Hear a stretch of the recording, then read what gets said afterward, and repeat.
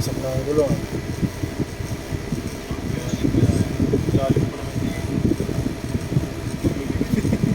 Usap na ang gulong niya. Nakangat pa ng box niya, no? Hindi makahon. Hindi man lang ang problema, hindi man lang tayo sininyasan bago bumuelo. Nakalusong na ako, mamaya pumalo pa ang niya sa atin. Talaga. Hindi na pumalo niyan. Ito ka ngayon. Anong gagawin mo dyan? Dapat sumenyas muna siya bago umahon. Nakalusong na tayo.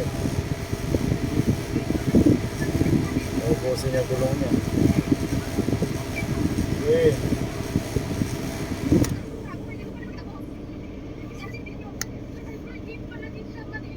Grabe, pinarsa niya yung gulong niya.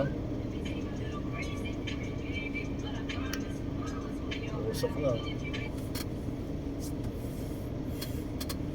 Sige, maaawon yan. Sana ako bumalagbag. Palo-palo mo lang ako dito, yari ka. Bayaran mo to. Okay na yan. Pinarsa niya.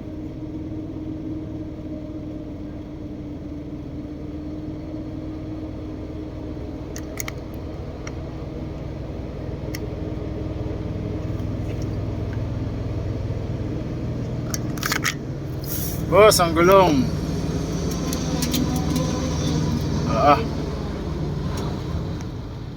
Oh, Pero na naman.